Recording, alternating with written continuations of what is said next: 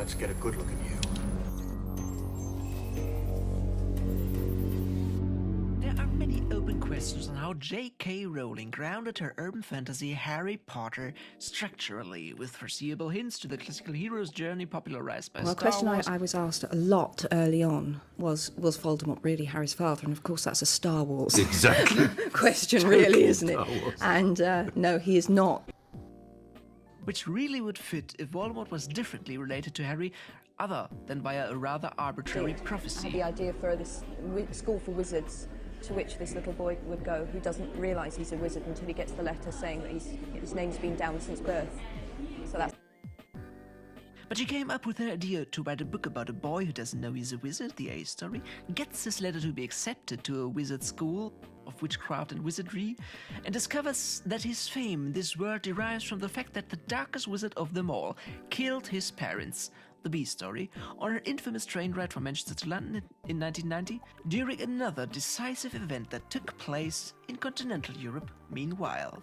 The fall of the Iron Curtain via the unification of the German Democratic Republic with its western part, the German Federal Republic, a process within the communist influence in Middle Eastern Europe, weakened significantly, took place and reordered Europe's political map completely. The battle of the systems that Alexis de Tocqueville foresaw to a certain extent in his treatise Democracy in America, the clash of the Russian Eastern with the American Western Hemisphere seemed to have been fought already. There are at the present time two great nations in the world which started from different points but seem to tend towards the same end. I allude to the Russians and the Americans. Both of them have grown up unnoticed, and while the attention of mankind was directed elsewhere, they have suddenly placed themselves in the front rank among the nations. And the world learned their existence and their greatness at almost the same time.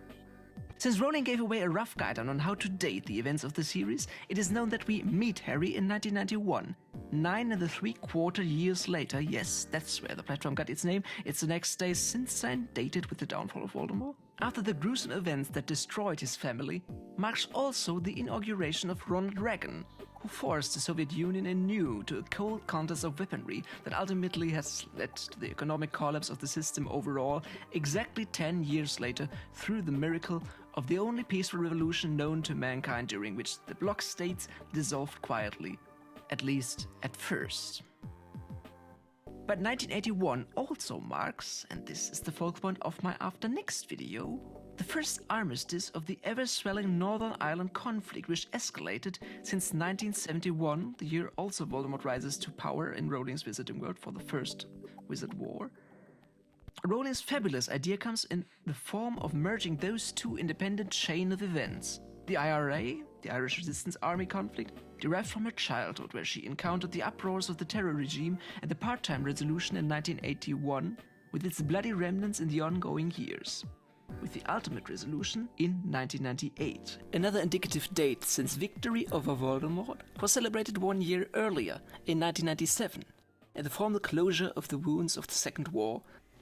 But, as we all know, the pacification in Central Europe in 1990 led to a number of similarly bloody civil wars in southeastern and eastern Europe, where Yugoslavia broke under the baggage of unifying the many divergent interests and pre-Cold War unstable state-like structures. And meanwhile in Germany, some Eastern Germans, also blinded by a victory in the World Cup of the German Western team in 1990, seemed to party too eagerly of the implosion of the communist system. Many assassinations of newly formed neo-Nazis took place in the ongoing years, the formative years of Rowling's more conceptual writing, where dozens of foreign-looking but legal German immigrants were threatened and sometimes killed. There was, for instance, the riot of Hoyerswerda in Saxony in 1991, where a xenophobic revolt of neo-Nazis attacked Vietnamese people during 5 days of violence and mayhem. And from August 22 to August 24, 1992, violent xenophobic riots also took place in the Lichtenhagen district of Rostock, Germany. These were the worst mob attacks against migrants in post-war Germany. Stones and petrol bombs were thrown at an apartment block where asylum seekers lived, but no one was fortunately killed. At the height of those riots, several hundred militant right-wing extremists were involved, and about 3,000 neighborhood onlookers stood by, applauding them. And another year later, a similar attack occurred in the Ruhrgebiet in Solingen-Mölln in 1993, where skinheads set fire to a house of a large Turkish family, killing 5 people and injuring 14 more. An anti-democratic tendency lingered within certain parts of the community, without heavy coverage in the European media that could get the interest of an 11-year-old child, through which all of these sentiments are channeled within the logic of a workable plot. But Hermione, coming from a marginalized group, the Muggleborns, and being the disciplinary hero who serves as the Über-Ich for Harry, although having little to no exposure to these kinds of problems, hints the connections for Harry subtly. "Are you really?" said Hermione. "I know all about you, of course. I got a few extra books for background reading, and you're in modern magical history, and the rise and fall of the dark arts, and great wizarding events of the 20th century. "Am I?" said Harry, feeling dazed. "Goodness, didn't you know? I'd found out everything I could if it was me," said Hermione. "Remember, we have to constantly parallelize the two strands Rowling so cleverly twists together here. A now peaceful, unified Germany, where a still but not gone threat of extremist thought could boil up any second, merged with the threat scenario of a, so to speak, cryogenically frozen Hitler who died during his Hail Mary attack to kill a boy who knew his pressure points. Rise and Fall of the Third Reich, rather than the Dark Arts, is the Easter egg here, a seminal study in this academic field written by the historian William Shirer. But there is also the danger for newly integrated people to this exclusive community like Hermione. The need to have this heightened level of awareness, learning about the perils of what it means to belong to this outsider group that tries to find its place in this unknown hidden society. There was much discussion about a black Hermione since the stage play got cast in this way, but there's no reason to believe that Hermione could also be of Turkish, Slavic, Far Eastern, or Jewish origin. The fact that the Aryan prototype Malfoy blows low by calling her a mudblood could indicate that the color of dried blood seems brown or black, but we do not get that Malfoy discriminates other school members in this way, even if he has the chance to mock Colin Creevey multiple times because of his Muggle ancestry. Loud and scathing, Draco Malfoy's voice echoed around the courtyard. He had stopped right behind Colin, flanked, as he always was at Hogwarts, by his large and thuggish cronies Crabbe and Goyle. "Everybody line up!" Malfoy roared to the crowd.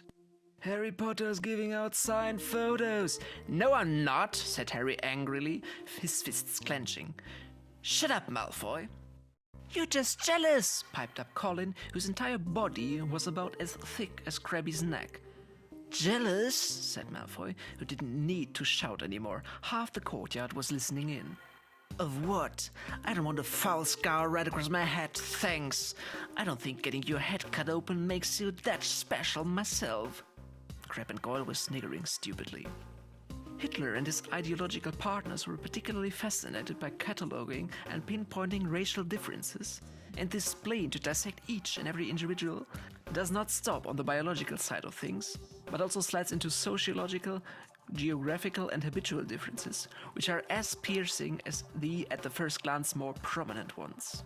Yet there is also one instance where blunt racism is implied, uttered by Pansy Parkinson towards Angelina Johnson, where Malfoy ostensibly does not partake in. "Hey Johnson, what's with that hairstyle anyway?" shrieked Pansy Parkinson from below. "Why would anyone want to look like they've got worms coming out of their head?" Angelina swept her long braided hair out of her face and said calmly, "Spread out then, and let's see what we can do." But back to the bigger picture. We have a Dark Lord on standby. His name is forbidden or must not be named, like many symbols of the Third Reich, which are verfassungsfeindlich, anti-constitutional. The swastika, for example, is forbidden to be shown in Germany until today, and until very recently, all of the video games, movies, and theater plays were heavily censored. Yet his Death Eaters, or the Knights of Walpurgis, how they were once originally called. Historian like this. This is in here is the history of the Death Eaters. And I don't know that I'll ever actually, it's in the front, I'll ever actually need it. But at some point, which were once called something different, they were called the Knights of Walpurgis. After the mythical mountain prominently featured in Germany's national epic, The Tragedy of Faust, still pops up under certain circumstances in the everyday life. Cult objects are handed round by the evoked fellowship, not unlike war medals, and Voldemort's Horcruxes wander through the hands of the Malfoy and Lestrange's family. Since 1945, different gradations of Germanness are somehow apparent if one cares to look closely. Some West Germans, traditionally fortunate with the existence of a hereditarily transferable company or estate, the Malfoy way of life in Rowling's Cosmos, are responsible for the fact that the inequality peaks in Germany between classes, as opposed to East Germans, who got expropriated by the socialist regime of the German Democratic Republic. Over 30% of all factories got disassembled and transported to Russia, and they were forced to work in newly founded corporate collectives, experiencing roughly half the living standard of their West German neighbors. Within this segmentation, this symbolizes the Weasley side of magical descent of status. By the time of the fall of the Berlin Wall, the GDP of the German Democratic Republic was equivalent to the one of the Federal Republic of Germany of 1960. Not counting the immediate 5 million remigrated, dispossessed German people who lost everything because of the loss of the Eastern territories, which today largely belong to Poland. People who are German by birth, but not by state, partly also not by language, and certainly not by property. In my allegory, the Muggle-born perspective of the Granger family, but with the added gratitude that their Muggle money is convertible into the currency of the world her daughter now belongs to. All those three shades of inner German differentiation are depicted within the middle-class golden trio, while Harry, funnily enough, also stands in for richness, since his family wealth is generated from hair potion, i.e. new money as opposed to Draco's wealth of the landed gentry. The smallness of the magical community makes the persecution system much more dire, and the gradation of blood types, half, full, Muggle-born, is a direct analogy to the Nuremberg race laws. Their pamphlets are direct reminiscence to papers that were printed in Julius Streicher's magazine Der Stürmer, a form of anti-Semitism that even Hitler had to tone down because of the lacking overall tolerability of this very horrible form, who depicted and acted out violent fantasies on political prisoners, which are also alluded to in Potter at the Cataclysm of the Quidditch World Cup.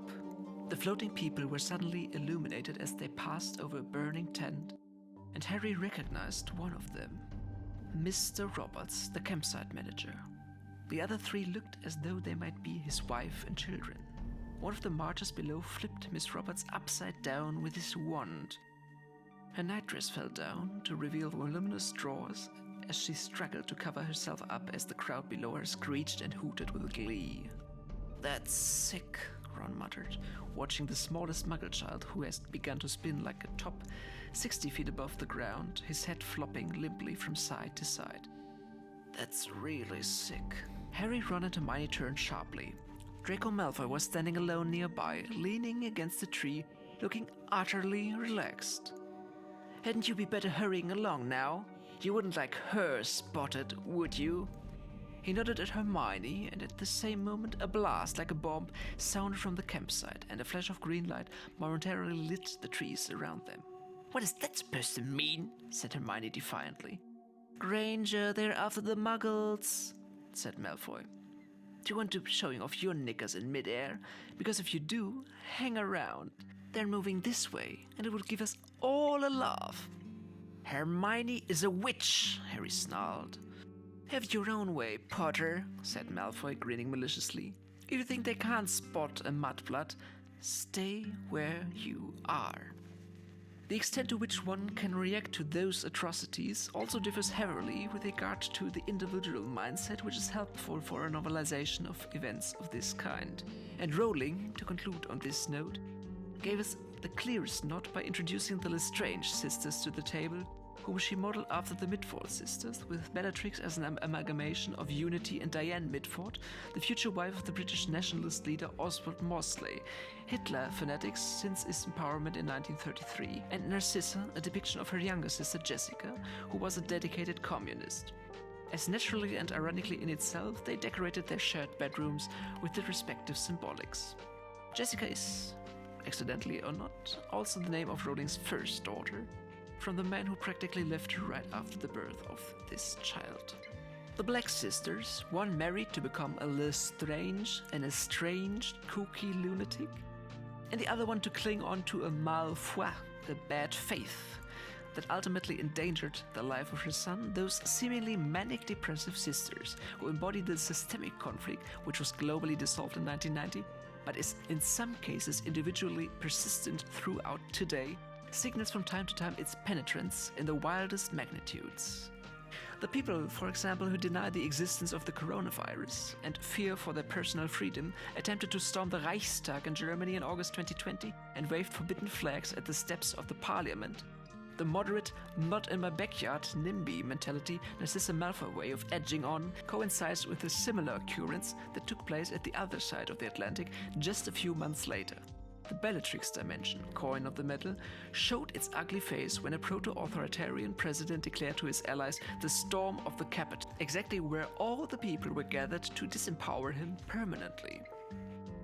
That this very thing, the attempt to prevent this, will be the nail in the coffin to actually advance this procedure, unites Voldemort and the former president to the core and reveals the Macbethian quality Rowling enjoys so much herself about her cosmos, since it seems to be an anecdotal, recurrent, historical piece of wisdom.